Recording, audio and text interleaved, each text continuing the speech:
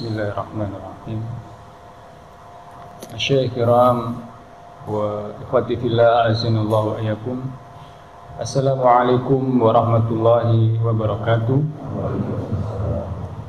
Alhamdulillah ala ihsanih, syukru lahu ala taufiqihi wa imtinanih.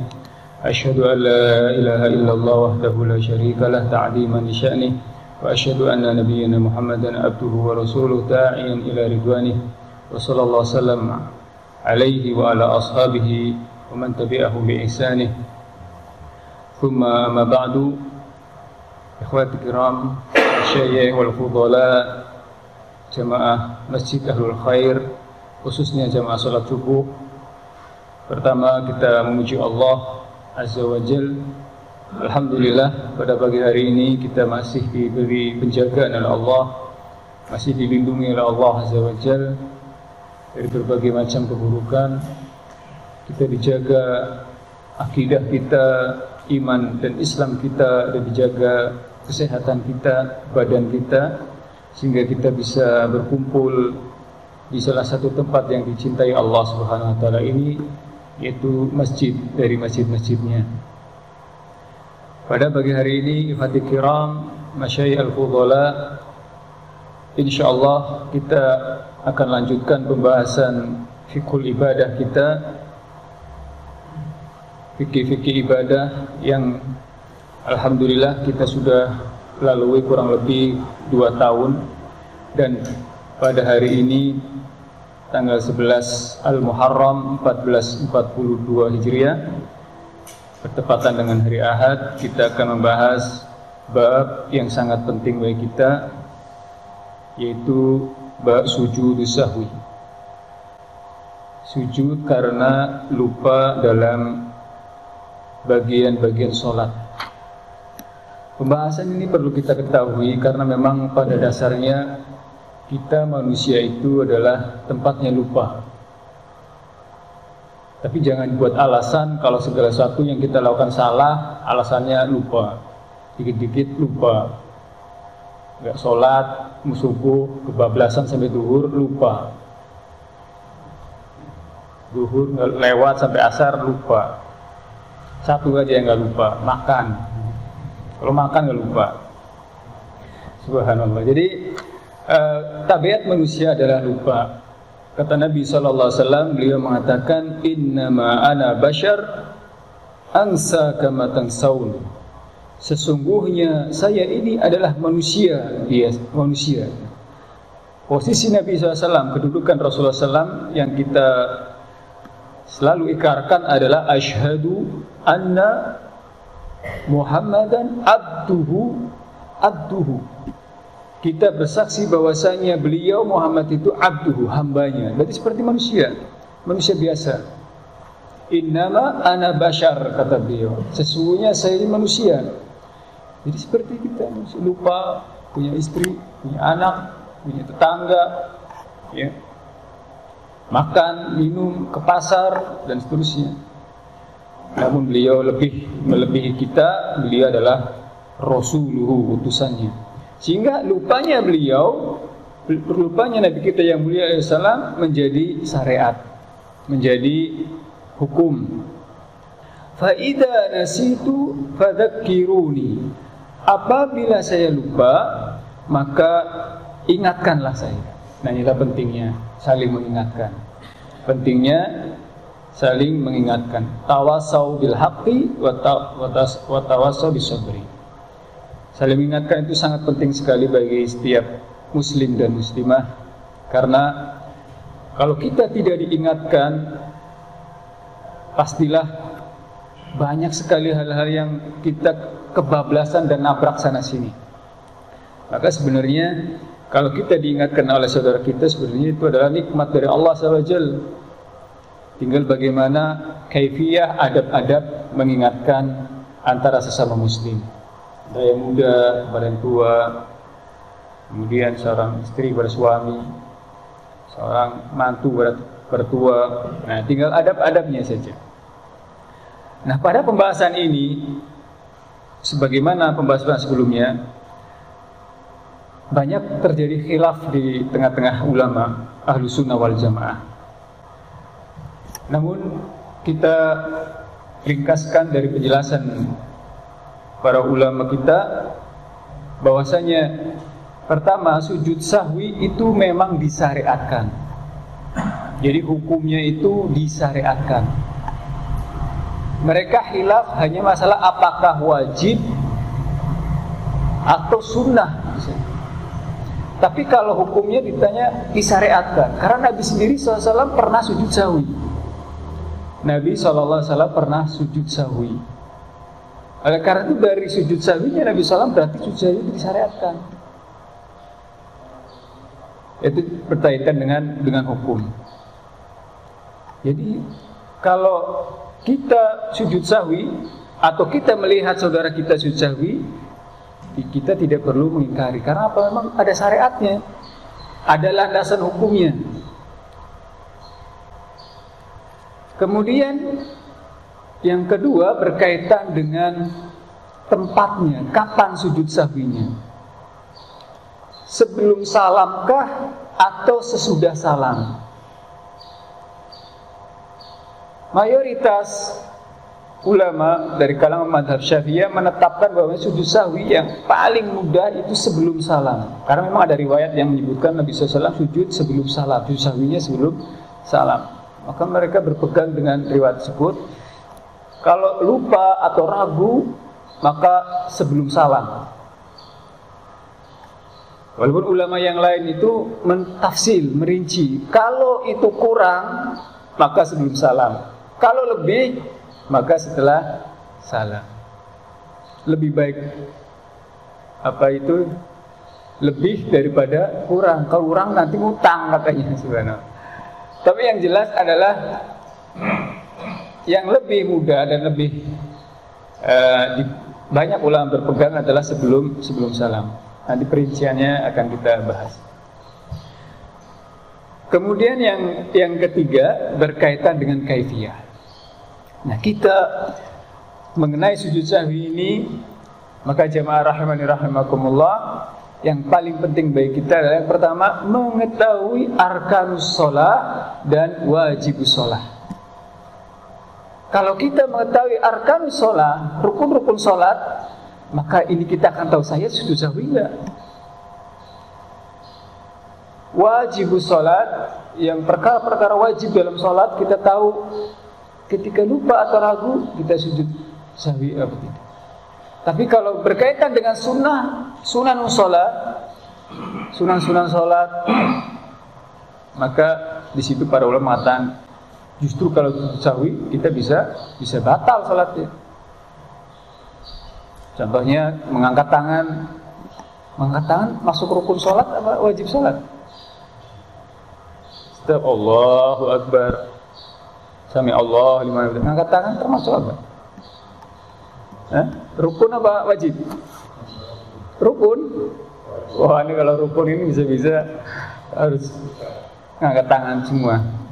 Mengangkat tangannya itu adalah kemarin kita bahas sunanun as-shalah, tapi af'al, sunan-sunan salat. Maka ketika kita lupa misalkan enggak angkat tangan, atau saudara kita lupa tidak angkat tangan imamnya, maka dalam hal tersebut walaupun dia lupa, maka tidak perlu sujud sahwi, karena termasuk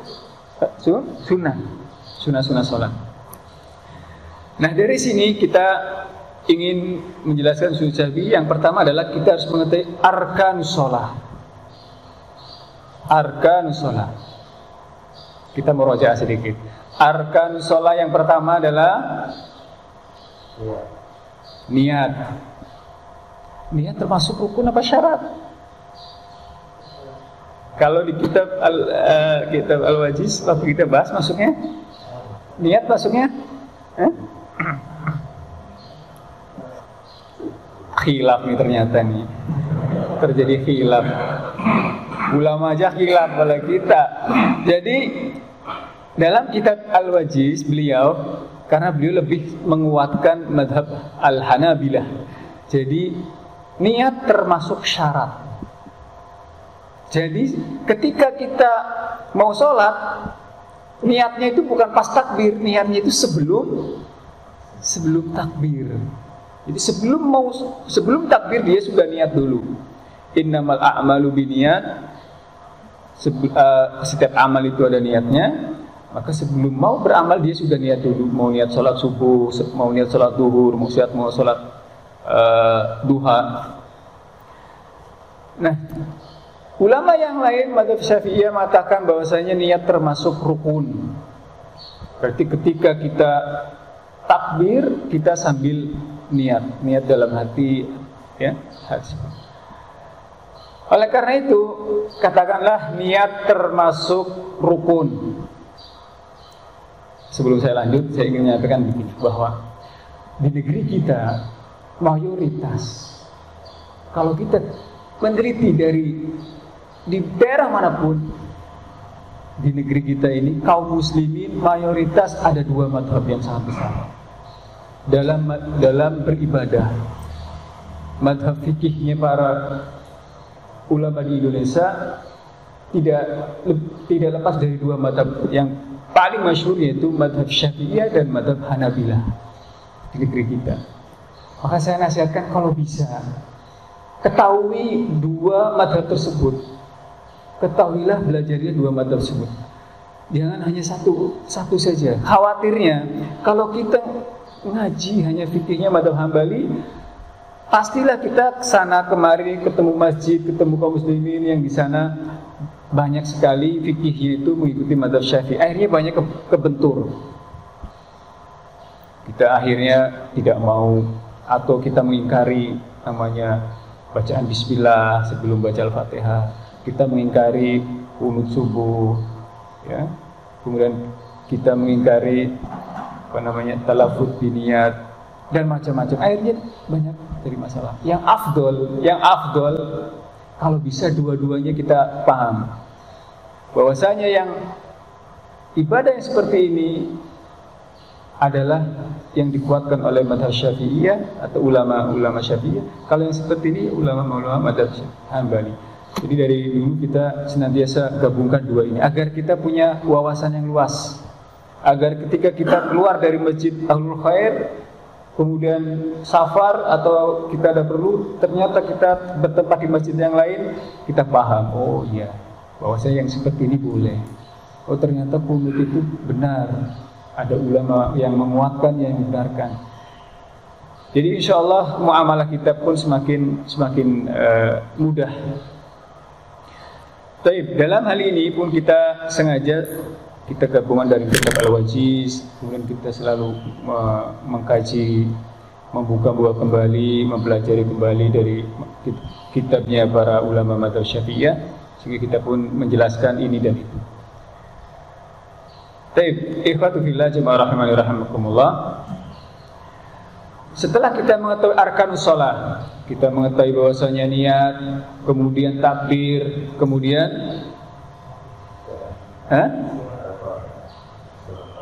membaca surah Al-Fatihah, kemudian ruku, kemudian tapi tentunya dengan tumakninah, kemudian bangkit dari ruku, i'tidal dengan tumakninah, kemudian sujud, kemudian duduk di antara dua sujud, kemudian lagi sujud lagi, kemudian tahiyatul awal termasuk rukun apa? Rukun. Coba buka lagi saya bukunya, saya ini kayaknya merocah lagi nih harusnya nih. Subhanallah. Tahiyatul awal itu masuknya wajibus shalah.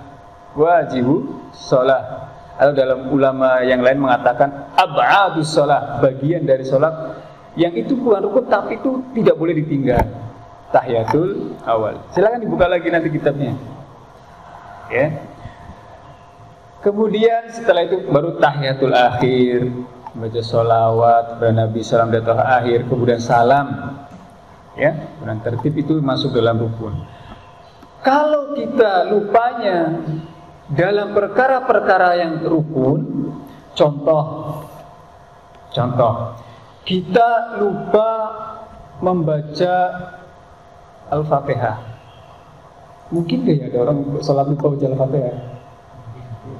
Ya mungkin saja, mungkin bisa jadi lupa baca Al-Fatihah.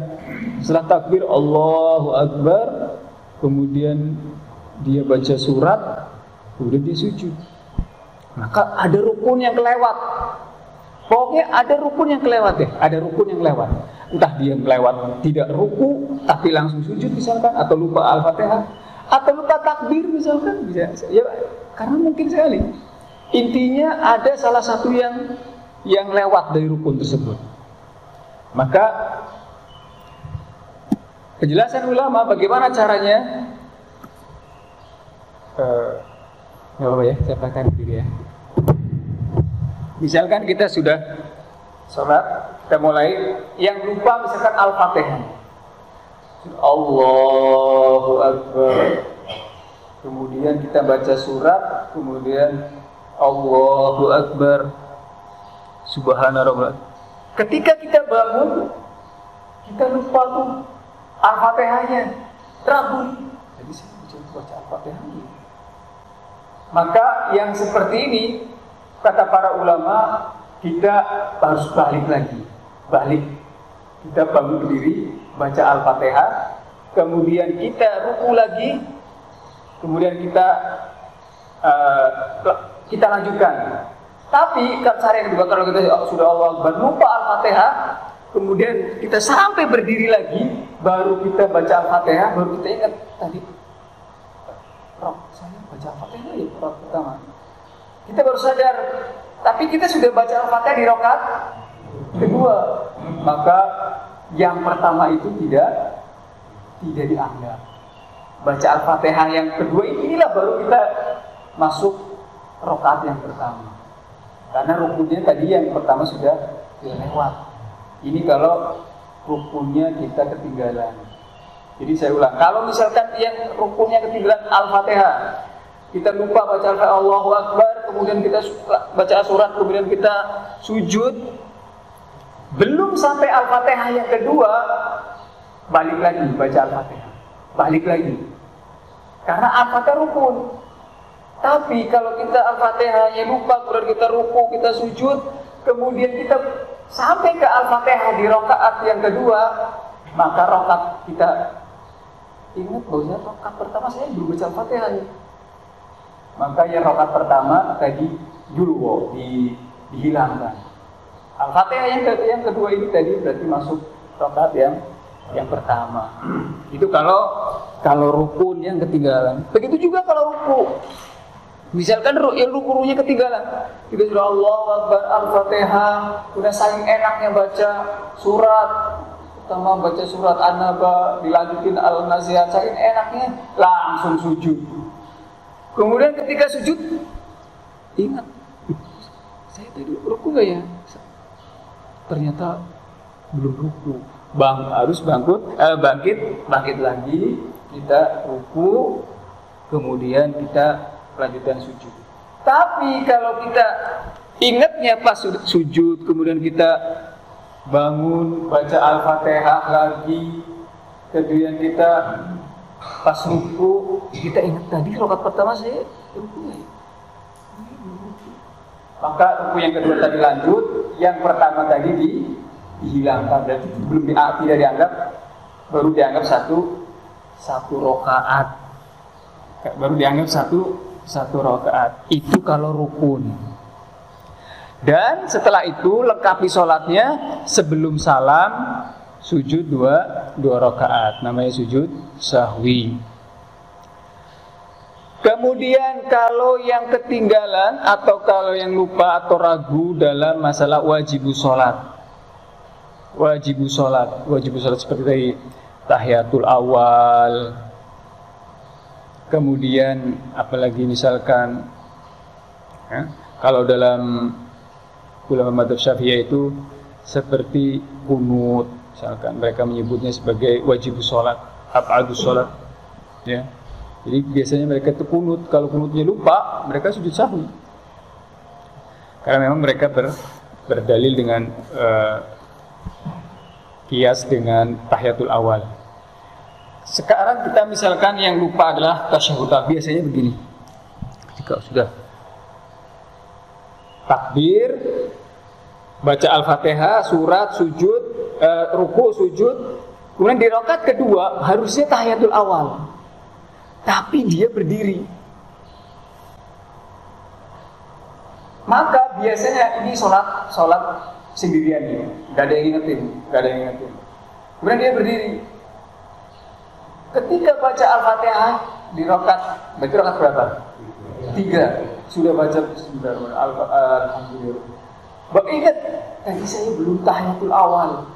Maka yang seperti ini tidak boleh balik lagi untuk tahiyatul awal. Kenapa?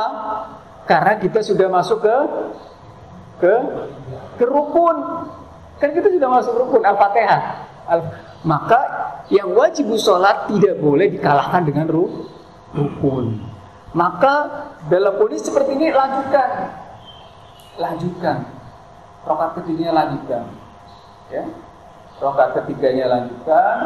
Kemudian lanjutkan sholat sebelum salam sujud dua rakaat. Baik. Kira-kira ada gambaran nggak ya Pak ya? Baik, Pak Saleh misalkan jadi imam, kemudian rukunya ketinggalan. Ketika sujud, Pak Salim diingetin di belakang bilang Subhanallah, Subhanallah. Kira-kira apa yang dilakukan? Pak Salim, ntar tenang aja Pak Salim, nanti gantian semuanya saya tanya, gak usah satu. Jadi imam, kemudian setelah Al-Fatihah baca surat yang enaknya langsung sujud. Yang di belakang Subhanallah, Subhanallah. Kira-kira bagaimana? Apa yang dilakukan? Sudah sujud nih, sudah baca Subhanallah, Subhanallah. Kondisi yang seperti ini maka dia bangun. Karena apa? Karena kalau yang mengatakan jamaah itu jumlahnya banyak, maka sangat mungkin donnya, kemungkinan yang lupanya imamnya itu sangat besar. Karena kalau sholat berjamaah itu diingatkan oleh orang banyak, itu kemungkinan yang lupanya besarnya itu adalah imam. Kecuali kalau sendirian. Sedangkan kita kembali ke yang yakin. Maka dalam kondisi seperti itu bangun, balik ke rukun yang tadi belum dilaksanakan tadi, yaitu rukun tadi. Baik. Sekarang kita baca keterangan beliau. Kalau seandainya kondisinya adalah meninggalkan tasyahud awal, an Abdullah ibnu Buhainah radhiyallahu taala anhu annahu qala sallalana Rasulullah sallallahu alaihi wasallam rak'atain min ba'di salawat summa qama falam yajlis. Rasulullah sallallahu alaihi wasallam salat bersama kami, yaitu berarti salat berjamaah 2 rakaat di bagian di antara salat-salat beliau. Summa qama falam yajlis. Beliau di rakaat yang kedua tadi berdiri, falam yajlis faqama nas ma'ah, maka makmum pun ikut berdiri bersama beliau sallallahu alaihi wasallam. Falamma qada salatahu wa antadhar taslimahu kabbara qabla taslim fasajada sajadaini wa huwa jalis summa sallam. Maka setelah beliau sallallahu alaihi wasallam selesai salatnya, karena tadi beliau kan berdiri di rakaat yang kedua, beliau harusnya kan duduk tahiyatul awal. Namun beliau berdiri dan makmum pun ikut berdiri, kemudian menyelesaikan sholatnya sebelum beliau salam sujud 2 kali.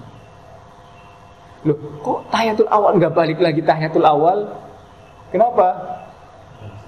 Karena tahiyatul awal wajib sholat, bukan rukun. Nah itulah bagaimana ulama meneliti hadis-hadis yang berkaitan dengan sujud sahwi. Ya. Jadi bedakan antara rukun dengan wajib sholat. Kalau rukun, caranya kalau rukun ketika kita belum sampai ke rukun berikutnya, artinya dalam rukun yang tadi ketinggal, belum sampai kita balik lagi. Tapi kalau sudah sampai ke rukun yang sama, misalkan tadi Al-Fatihah, rukun, kita lupa, belum sampai ke Al-Fatihah yang kedua, kita balik lagi. Tapi kalau sudah sampai, ya berarti rakaat yang pertama tadi diibaratkan tidak dianggap. Ya, seperti itu. Kemudian dalam riwayat yang lain, idza qama ahadukum minal rak'atain falam yastatimma qa'iman falyajlis, fa idza istatimma qa'iman fala yajlis wa yajudu sajdataini sahwi. Apabila kalian berdiri di rakaat yang kedua, falam yastatim, dan belum selesai ya, tapi ternyata sudah berdiri, maka jangan lupa dia sujud sahwi dua rakaat. Itu kalau bagian sholat ketinggalan. Lalu bagaimana apabila sholatnya lebih? Nah, sekali lagi, kalau sholatnya lebih, memang sebagian ulama, kalau kita lihat kitab-kitab para ulama, ada yang tetap berpegang walaupun sholatnya lebih, tetap sujud sahwinya sebelum salam. Sujud sahwinya sebelum salam. Namun sekali lagi yang kita yang kita kuatkan dalam masalah ini adalah kalau kita rakaatnya lebih dan kita diingatkan, maka sujud sahwinya adalah setelah salam. Lalu misalkan timbul pertanyaan, kalau saya nggak tahu lebih atau kurang karena sholatnya sendirian. Contoh, kita sholat duhur sendirian, munfarid. Ketika kita sudah di rakaat, sudah tahiyat, kemudian pas berdiri, kemudian kita setelah itu kita lupa, saya di rakaat ketiga apa di rakaat keempat. Kalau saya di rakaat ketiga, berarti saya harus nambah satu rakaat lagi. Kalau saya sekarang di rakaat keempat, berarti saya sudah selesai. Tapi nanti jangan-jangan kurang lagi. Gimana caranya? Maka dalam hal yang seperti ini, kalau kita ragu kita di rakaat ketiga apa keempat, atau di rakaat kedua apa ketiga, maka hukumnya adalah iya betul, ambil yang paling sedikit. Makanya ada istilahnya, mendingan kita lebih daripada ngutang gitu ibaratnya. Makanya para ulama punya kaidah, kalau dalam kondisi seperti itu kita ragu, kita sudah di rakaat kedua apa ketiga apa keempat, maka ambil yang paling sedikit. Falyadhud aqal, ambil yang paling sedikit. Sholat duhur kita sekarang ragu, saya di rakaat ketiga apa keempat, yakin bahwasanya kita sekarang di rakaat ketiga. Bagaimana rakaat ketiga? Oh, berarti saya berdiri. Berarti tinggal nambah satu rakaat lagi, 4. Kemudian setelah itu sujud sahwi ya, sebelum salam. Lalu apa doanya? Doa sujud sahwinya? Maka tidak ada riwayat, atau wallahu alam, kita belum menemukan riwayat khusus doa sujud sahwi. Yang ada adalah riwayat-riwayat Nabi SAW mengatakan falyasjud sajdatai sahwi, sujudlah dengan 2 kali sujud sahwi. Oleh karena itu para ulama mengambil istinbat, mengambil hukum dengan lafaz tersebut, maka kita kembali ke hukum asal.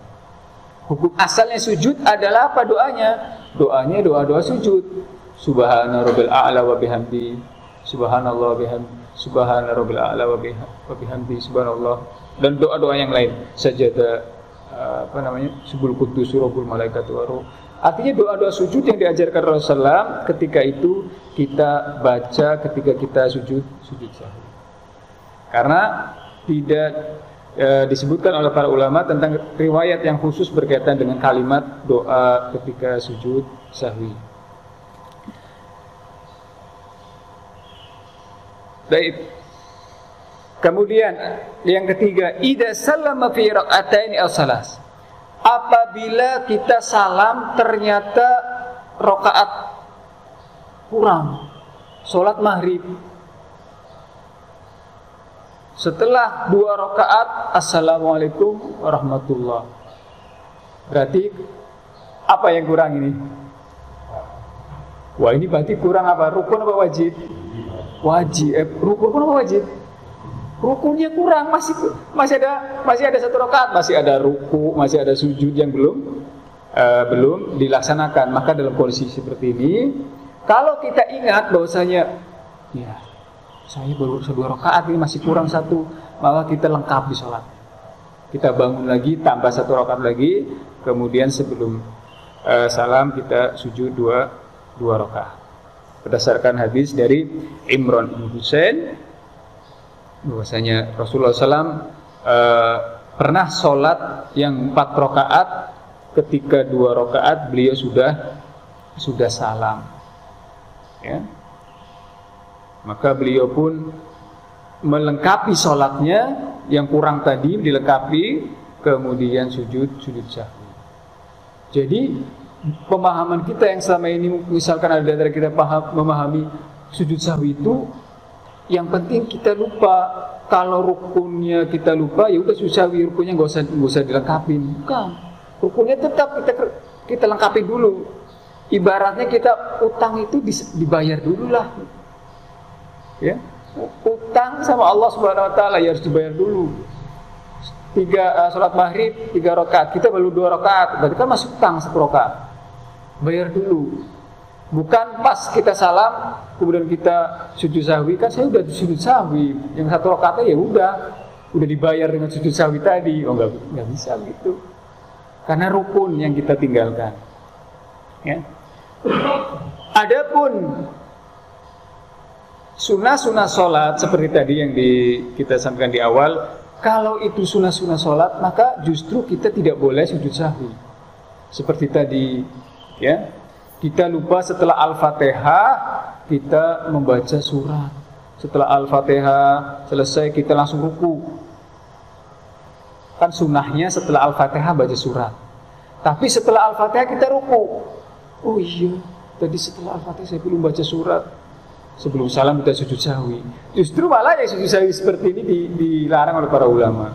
Karena apa? Karena kita hanya meninggalkan sunnah sholat, ya, yang bisa dikerjakan atau tidak dikerjakan juga tidak masalah. Baik. Sampai di sini silahkan kalau ada pertanyaan berkaitan dengan sujud sahwi dulu. Nanti kalau kita paham semua, nanti kita insya Allah lanjutkan ke 6. Silahkan. Ketika sholat rakaat pertama itu baca Al-Fatihahnya lupa, kita sudah baca ayat, di tengah baca ayat ingat bahwa Al-Fatihah belum dibaca, apakah kita langsung balik, apa selesaikan dulu ayatnya baru balik baca Al-Fatihahnya, kemudian setelahnya apa baca ayat lagi, Ustaz? Ya, itu aja. Baik. Nah, tadi kaidahnya adalah kalau salah satu rukun ada yang lupa atau kelewat, maka kaidahnya kalau belum sampai ke rakaat berikutnya dalam jenis yang sama, maka kita langsung balik. Karena langsung kita balik. Seperti contohnya tadi, baca Al-Fatihah lupa, Allahu Akbar, kemudian kita langsung baca Bismillah amma yatasalun, kemudian langsung lupa, oh iya belum baca Al-Fatihah, langsung kita balik ke rukun, karena rukunnya ketinggalan. Tapi kalau kita sudah baca Al-Fatihah lupa, kemudian baca surat, ruku, sujud, balik ke rakaat kedua, kita baca Al-Fatihah baru tadi saya Al-Fatihah rakaat pertama belum saya baca tuh. Maka Al-Fatihah yang kita baca di rakaat kedua ini baru kita mulai sholat. Yang pertama tadi dianggap tidak ada. Oh, berarti sholatnya lebih dong Pak Ustaz? Iya, karena rukunnya ketinggalan Al-Fatihah. Maka tadi harus sujud sahwi di situ. Baik seperti itu. Jadi mulanya ketika baca ayat, ingat baca Al-Fatihah ini, nanti baca ayatnya dilanjutkan gimana? Iya, bisa baca ayat yang tadi atau bisa baca ayat yang lain. Karena baca ayat setelah Al-Fatihah itu hukumnya sunnah. Hukumnya sunnah sholat. qauliyah, sunnah sholat qauliyah. Nah, oleh karena itu dalam sujud sahwi ini yang paling penting kita membedakan arkanus sholat dan wajibus sholat, atau dengan istilah yang lain furudus sholat wa ab'adus sholat. Sholat bagian-bagian yang menjadi rukun dan bagian-bagian yang wajib. Wajib itu tidak boleh ditinggalkan, seperti tahiyatul awal, ya. Seperti itu. Kalau kita bisa bedakan, maka kita tahu lupanya saya tadi di mana. Oh, di ruku. Oh, berarti rukun sholat ini. Maka ketika belum sampai ke ruku di rakaat berikutnya, kita balik lagi, ya. Tapi kalau seandainya begini, ingatnya setelah kita pulang dari masjid, misalkan kita sholat nih, sholat sunnah atau sholat fardu sendirian di sini. Kita kalau jamaah insyaallah tidak, ya. Sholat sendirian, kemudian kita ada yang lupa bahwasanya tadi saya sholat maghrib baru 2 rakaat. Ingatnya sudah lama.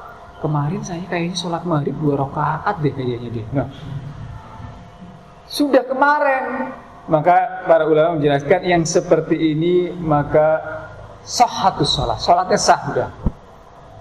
Karena apa? Sudah lewat. Karena bisa jadi yang para ulama mengatakan kenapa sah sholatnya? Karena kalau sudah lewat panjang, justru yang datang ini adalah waswasus syaitan. Beda ketika baru selesai sholat, baru langsung tadi kayak saya ada yang kurang dari rukunnya. Kayak saya sholat baru 2 rakaat nih. Nah, yang seperti ini maka lengkapi rakaat yang ketiga baru kita susah. Kondisinya beda kalau sudah lewat lama. Apalagi lewatnya sudah sepekan lalu waktu ngaji. Kayaknya saya sendirian sholatnya kurang kayaknya ini. Nah, ini seperti ini jangan diturutin. Ya, jangan diturutin seperti itu. Baik, ada yang lain? Kalau tidak ada, kita lanjut ke. Ya, silakan. Kalau itu kan dalam kondisi sholat jamaah, karena makmumnya itu yang ragu-ragu, ini pernah terjadi juga di sini. Makmumnya yang ragu. Sebenarnya subhanallah. Imamnya sebenarnya nggak ragu, akhirnya jadi ragu. Kan? Oh, begitu. Itu ininya gimana? Karena kan jadi batal semua itu. Iya, subhanallah. Tapi ketika pertama sebelum saya jawab, sujud sahwi itu akan menjadi fardu ain, setiap orang harus mengikuti ketika dia menjadi makmum. Kalau dia jadi makmum. Kalau imamnya sujud sahwi, maka makmum harus ikut sujud sahwi. Kalau imam sujud sahwi, makmum harus ikut sujud sahwi. Walaupun hukum asalnya kita sampaikan bahwasanya hukum asalnya sujud sahwi itu ada yang mengatakan sunnah, ada yang mengatakan wajib. Tapi kalau sudah sholat berjamaah dan imam tadi misalkan merasa ada yang lupa, ada yang tinggal kemudian melengkapi sholatnya, baru sujud sahwi, makmum harus ikut sujud sahwi. Loh, kan saya kan nggak salah, kan yang salah imam. Nabi mengatakan innama ju'ilal imam liyutamma bih. Imam dijadikan di depan itu untuk diikuti. Kalau dia sujud sahwi maka sujud sahwi. Berarti saya dapat getahnya dong Pak Ustadz. Ya enggak, karena kita malah dapat pahala mendapatkan mengikuti imam. Nah, kemudian kondisi sholat berjamaah yang makmumnya justru yang syak. Maka para ulama merinci, kalau seandainya yang mengingatkan itu artinya belum sampai adat mutawatir, adatnya itu sedikit, 1, 2, maka imam dengan keyakinannya. Tapi kalau adatnya itu sudah banyak, adat jumlahnya itu banyak, yang mengingatkan lebih, misalkan lebih dari 5, 10, bahkan jamaah mengatakan langsung subhanallah, ramai semua ya. Imam harus yakin bahwasanya imam itu salah, ya. Jadi seperti itu. Kalau adatnya cuma di belakang imam yang mengatakan subhanallah, dia sendirian nih, yang lainnya nggak ada gitu, maka imam kembali kepada keyakinannya, ya. Karena ini kalau dalam bahasa fikih jumlahnya belum mutawatir, jumlahnya belum banyak, belum bisa. Kalau dalam syahadat saja harus ada 4 orang saksi, apalagi dalam salat jamaah. Seperti itu. Maka imam harus lihat dulu, ini yang ingetin saya berapa ini? 1, 2, 3. Kalau banyak sudah itu berarti yang salah. Tapi gimana Pak Ustadz? Seandainya imam malah melanjutkan terus, ikutin imam. Walaupun imam sudah bilang subhanallah, subhanallah, subhanallah, jadi rame, tapi imam tetap dengan keyakinannya, maka selesaikan sholatnya. Ikuti imam sampai selesai. Selesai sholat baru imam ingetin, tadi sholat kita kurang 1 rakaat. Nih saksinya banyak. Kita baru sholat duhur 3 rakaat, tapi jenengan sudah salam. Maka saat itu juga bareng-bareng kita lengkapi 1 rakaat. Nah ini resiko, yang punya imam yang ya resiko. Tapi tetap diikutin imamnya, gerakan imam diikutin, ya, jangan diselisihi. Karena kita sholat berjamaah. Beda kalau kita sholat sendirian, ya, kalau kita sholat sendirian seperti itu. Baik jamaah rahimani rahimakumullah. Kalau begitu berarti selesailah pembahasan kita tentang sholat. Tadi yang ketika berjamaah, ketika imamnya tetap yakin, sementara kita sebagai makmum nggak yakin, setelahnya kita sujud sahwi bukan? Ya tidak, karena kita kan harus mengikuti imam. Maksudnya kita sholat tambah, setelah selesai pakai kita sujud sahwi. Nambahnya harus dengan imam dong. Enggak, kita yakin imamnya lupa gitu. Tapi dia nggak lupa gitu. Iya, kalau lupanya pada yang bersangkutan, ya konsekuensinya sujud sahwi. Konsekuensinya dia sujud sahwi.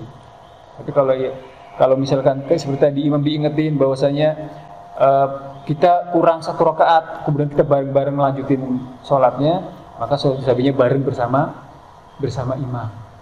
Tapi kalau tadi imam mengatakan enggak ingat, cuma 1 orang ini, tapi saya kayak kurang deh kayaknya. Maka dia sendiri yang sujud sahwi tadi. Seperti itu. Ya. Teman-teman nggak ada yang seperti itu, subhanallah. Kalau sujud sahwi kan 2 kali ya.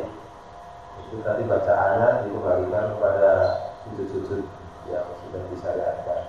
Kalau duduk antara 2 sujud itu apa juga seperti duduk antara 2 sujud pada sholat ya ROTB yang seperti itu bacaannya atau tanpa bacaan?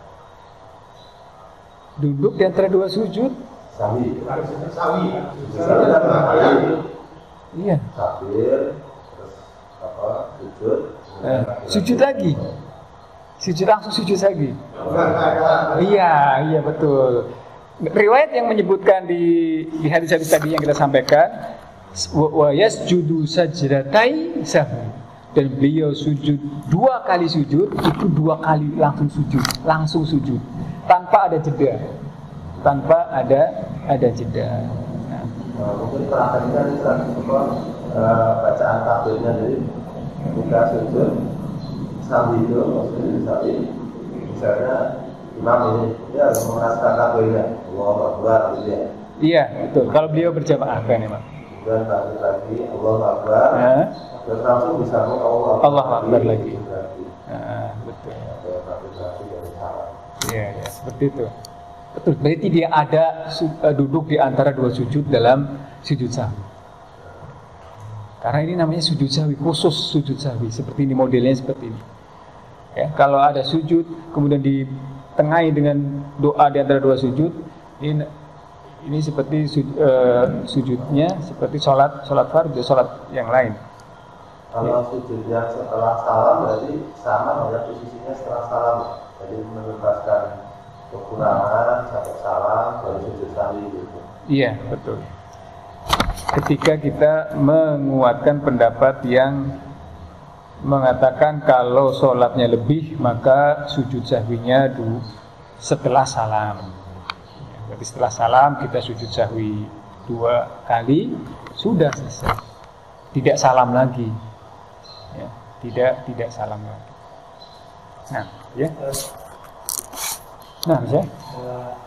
Pertama saya dengan kalau dalam nanti sifat ini, kalau saya tidak salah, menyebutkan hanya tasawuf awal saja. Apakah itu tasawuf hanya tasawuf awal saja? Sedangkan bagi sholat yang lain tidak perlu disahwi. Yang kedua, saya tadi bilang yang mengingatkan imam. Apakah ada siapa saja sih yang berhak untuk mengingatkan imam ketika imam itu terdapat keliruan atau kelupaan? Apakah ini yang di belakang misalnya hak seluruh makmum saja? Iya. Nah, kemudian yang ketiga terkait dengan tadi ketika imamnya terus gitu saja. Nah, kemudian terkait dengan sholat tadi yang disebutkan dengan Pak Khalid, sholat langsung sujud sudah diingatkan tapi terus, sehingga si makmum ini kan harus ikut terus saja. Nah, tapi kemudian kan itu ternyata kurang ketika satu rakaat itu. Nah, itu apakah kita sendiri menambah sholat yang satu rakaat itu ternyata tidak dihitung karena rukunnya terlewat. Iya, baik. Pertama, kita yang menjelaskan wajibus sholat yang disebutkan di dalam kitab Al-Wajih dan sudah kita pelajari tasyahud awal, kemudian takbirul intiqal, takbir intiqal, bukan gerakan, bukan ngangkat tangannya, tapi kalimat Allahu Akbar, Sami Allahu liman hamidah, Rabbana walakal hamd. Nah, itu masuk wajibus sholat. Tasyahud awal juga wajibus sholat, ya. Kemudian yang berkaitan dengan di sini disebutkan juga sutrah juga termasuk wajibus sholat. Namun ketika kita sholat kemudian kita meninggalkan takbir intiqal tersebut, maka kalau kembali ke hukum asal tadi, kalau kita ingatnya masih dekat, maka kita kembali lagi, ya. Belum sampai Sami Allah liman, kita tidak mengatakan Sami Allah liman hamidah, tapi kita berdiri kemudian kita langsung sujud. Kalau kita ingatnya sebelum sujud, maka kita ucapkan Sami Allah liman hamidah, Rabbana walakal hamd. Tapi kalau sudah sampai sujud, maka lanjutkan sujudnya, karena sujud itu rukun, ya. Sujud itu rukun. Lalu berkaitan dengan sholat jamaah seperti tadi itu penjelasannya hampir sama. Kalau kita yakin bahwasanya imam itu kurang, gitu ya, imam kurang, saya yakin bahwasanya imam itu kurang, maka sekali lagi, kalau kita itu hanya sendirian, yang lainnya malah ya artinya tidak mengingatkan, berarti yang ragu sebenarnya kita sendiri. Maka ikutin imam aja. Kalau kita ragunya sendiri gitu, kiri kanan kita ini nggak ada yang ingetin, cuma kita sendiri. Maka ikutin imam saja. Siapa yang berhak? Yang berhak ya semuanya, semua. Kalau yang ragu paling belakang gimana, Ustaz? Teriak-teriak dong, subhanallah, subhanallah. Nah, yang seperti ini tetap ikutin imam, ya. Ada orang sholat berjamaah paling belakang, dia ragu bahwasanya dia itu ragu kalau imamnya itu ada yang kurang rakaatnya. Dia teriak-teriak subhanallah, subhanallah. Yang di belakang imam diam semuanya, rakaat kedua diam, saf kedua diam, saf ketiga. Berarti dia yang ragu sendirian ya. Tapi kalau rakaat pertama, saf pertama, saf kedua sampai hampir semua yang mata subhanallah, ini ingat imam diingatkan. Tapi kalau imam tetap dengan keyakinannya ikutin imam. Ikutin imam. Baru selesai itu sampaikan bahwasanya rukunnya ada yang kurang atau rakaatnya ada yang kurang, baru kita selesai. Seperti Rasulullah SAW itu diingetin. Rasulullah SAW diingetinnya setelah salam. Ya, setelah salam beliau salam diingetin. Itu pun harus ada saksi. Rasulullah harus tanya dulu. Tanya kepada yang lainnya, benar nggak nih? As-sadaqah dzul yadain, apakah dzul yadain ini benar tadi bahwasanya saya ini sholatnya kurang? Setelah yang lainnya membenarkan, artinya saksinya banyak, maka beliau pun melanjutkan melengkapi sholat yang kurang tadi. Ya, karena rukun yang tadi yang kurang dilengkapi. Wallahu taala alam bisawab. Kalau di kitab ini untuk yang sunnah juga disunahkan bukan diwajibkan berdasarkan hadis Ibu Isa dan kami hadis ini penjelasannya orang siapa yang sunnah karena lupa maka dianjurkan sujud sahwi. Ya, ada ba'du qaul ba'dul ulama, namun karena resikonya nanti kalau seandainya sunnah sholat lupa kemudian sujud sahwi, ini nanti akan banyak sekali sujud sahwi. Seperti tadi sunnah sholat, kita bangun, kita mengangkat tangan, itu termasuk sholat, sunnah sholat. Kemudian apalagi banyak ya. Kemudian kita nggak ngangkat tangan, kita sujud sahwi. Sunnah yang lain lupa sujud sahwi. Oleh karena itu, yang rajih, yang jumhur ulama mengatakan kalau perkara itu sunnah maka tidak diperlukan sujud sahwi. Adapun beliau memang menyebutkan. Karena akan banyak sujud sahwi nanti. Kalau seandainya sunnah sholat ketinggalan atau kelewatan sujud sahwi, bisa jadi setiap sholat kita sujud sahwi. Setiap sholat nanti kita sujud sahwi. Ya, karena sunnah sholat itu banyak sekali. Sunnah sholat sangat banyak sekali, sehingga para ulama menjelaskan kalau itu perkaranya sunnah dan kelewat ketinggal maka tidak diwajibkan untuk sujud sahwi. Ya. Misalkan sunnah sholat seperti apa? Baca doa iftitah. Kita buru-buru misalkan bersolat berjamaah, imam sudah mau ruku, ya, kemudian kita ketinggalan tuh. Kita tidak baca Al-Fatihah, kita tidak baca iftitah. Nah, di sini kan disebutkan iftitah itu termasuk sunnah sholat.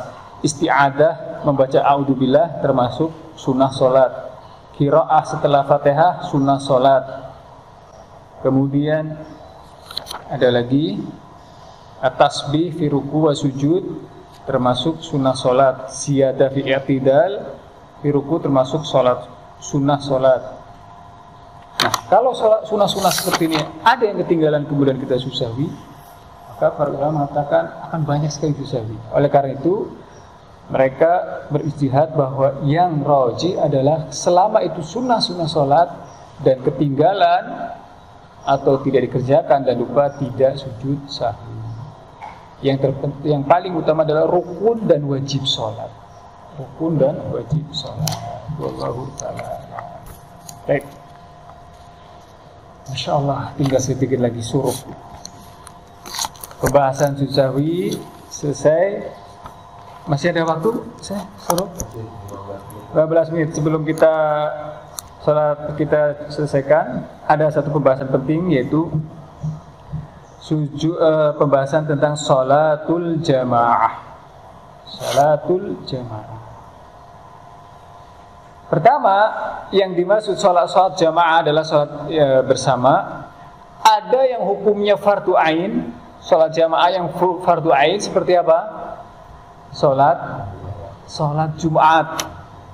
Itu sholat jamaah dalam sholat Jumat fardu ain, bukan fardu kifayah, bukan sunnah muakkad, apalagi sunnah saja, tapi fardu ain untuk sholat jamaah sholat Jumat. dan untuk laki-laki. Dan tentunya ini untuk laki-laki pembahasan kita. Kemudian sholat jamaah untuk fardu, untuk sholat fardu yang 5 waktu. Yang 5 waktu. Nah, di sini ada khilaf para ulama. Yang dikuatkan oleh beliau di sini di kitab Al-Wajiz bahwasanya sholat fardu 5 waktu hukumnya fardu ain. Fardu ain.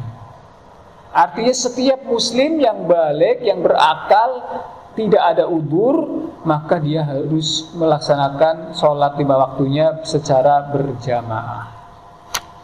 Secara berjamaah. Walaupun tidak kita ingkari di sana ulama yang lainnya seperti ulama sebagian madhab Syafi'iyah mengatakan fardu kifayah. Fardu kifayah. Artinya kalau sudah ada kaum muslimin yang melaksanakan sholat berjamaah, maka yang lainnya tidak sholat berjamaah bersama mereka, sah sholatnya. Ya. Namun yang rajih yang kami kuatkan dalam pembahasan ini, kami mengikuti pendapat ulama yang mengatakan sholat berjamaah 5 waktu hukumnya fardu ain, wajib setiap muslim yang balik, berakal dan tidak ada udzur syar'i, maka dia sholat berjamaahnya, sholat fardunya hendaknya berjamaah, harus berjamaah. Karena dalil-dalil yang menjelaskan tentang itu banyak sekali. Yang sangat kuat, yang sangat jelas sekali adalah wajibnya sholat jamaah ketika kondisi takut, ketika kondisi perang. Maka secara kias saja, ibaratnya akal manapun akan bisa berpikir bahwasanya kondisi takut saja disuruh sholat jamaah, apalagi kondisi aman. Kemudian hadis-hadis yang lain yang berkaitan dengan ditekankannya, difardukannya sholat berjamaah, yaitu sabda Nabi SAW. Beliau mengatakan, walladhi nafsi biyadih, laqad hamamtu an amira bihatabin fayahtubu thumma amara bis sholah fayu'zanu laha. Demi zat yang jiwaku berada di tangannya, sungguh saya ini beringin, punya keinginan. Saya menyuruh seseorang untuk mengumpulkan kayu-kayu, kemudian seseorang untuk melaksanakan salat untuk adzan. Kemudian yang ini, yang tadi sudah adzan, saya suruh orang lagi untuk ngimamin. Kemudian saya thumma ukhalifu ila rijal, kemudian saya keluar mencari orang-orang yang tidak mau sholat berjamaah. Fa uhriqu alaihim buyutahum, kayu-kayu yang sudah tadi kumpul saya gunakan untuk membakar rumah-rumah orang-orang yang tidak mau sholat berjamaah. Apa ada ancaman sekeras itu kepada perkara yang sunnah? Apa ada perkaranya sunnah tapi ancamannya sekeras itu? Maka oleh karena itu kita dalam hidup di dunia ini hidup sekali, usahakanlah perintah yang sangat besar ini lakukan sebaik mungkin, yaitu kita laksanakan dengan berjamaah dengan kaum muslimin. Dan faedahnya, manfaatnya itu banyak sekali. Salat berjamaah itu subhanallah.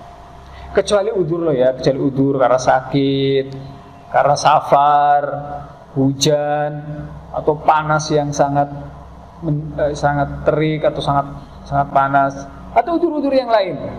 Dan insya Allah kalau kita sudah biasa sholat jamaah, kemudian ada udzur, maka kita tetap ditulis sebagai sholat berjamaah. Nabi SAW mengatakan, idza maridul abdu au safar, apabila seseorang itu sakit atau safar dan dia itu terbiasa melakukan satu amalan, kutiba lahu muqiman shahiha, dia tetap ditulis sebagai orang yang sehat, orang yang mukim. Artinya amalannya itu tetap ditulis, ya, tetap dihukumi seperti dia ketika sahih, ketika dia sehat.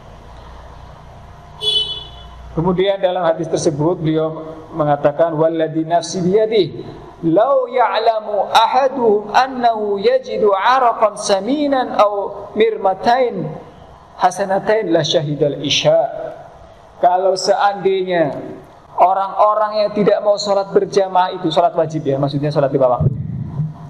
Seandainya mereka yang tidak mau sholat berjamaah di sholat 5 waktu tadi tahu bahwasanya di masjid itu ada araqan. Araqan itu artinya daging yang sangat banyak. Daging yang sangat banyak.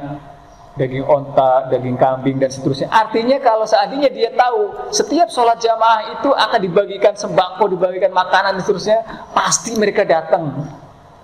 Ya iyalah, pastilah. Di secara logika juga begitu. Kata Nabi SAW, seandainya kalau setiap sholat jamaah kemudian dibagikan daging, dibagikan makanan, itu mereka itu yang malas-malas itu yang gak mau sholat jamaah itu pasti datang. Cuman karena ketika sholat jamaah pas salam, dzikir, pulang gak ada apa-apa, gak ada untung duniawiyah, maka mereka tidak mau hadir. Berarti kan perkaranya kepada keimanan. Perkaranya adalah keimanan kepada perkara yang gaib. Padahal setiap kali sholat berjamaah, setiap langkah yang dia ayunkan sudah ada catatan di sisi Allah Subhanahu Wa Taala, diangkat derajat, dihapus dosa, kemudian dimintakan ampun oleh para malaikat, kemudian ketika sudah sampai ke masjid, malaikat terus berdoa kepada orang tersebut. Cuman karena tidak terlihat dengan mata, akhirnya mereka tidak mau hadir. Nah itulah makanya orang hidup ujiannya di situ. Kalau seandainya pahala itu dilihat dalam bentuk abstrak, oh ini masjid Ahlul Khair udah padat. Cuman masalahnya pahala itu tidak dilihat dengan abstrak, tidak bisa dipegang. Oleh karena itu setiap habis sholat, salam, kok saya nggak dapat apa-apa ya, cuma dapat air doang. Di rumah juga banyak kalau kayak gini. Nah inilah yang membuat akhirnya perkara-perkara seperti ini dilalaikan. Padahal pahala yang gaib yang sudah Allah sediakan bagi mereka yang menghadiri sholat jamaah sangat besar. Ya, situ.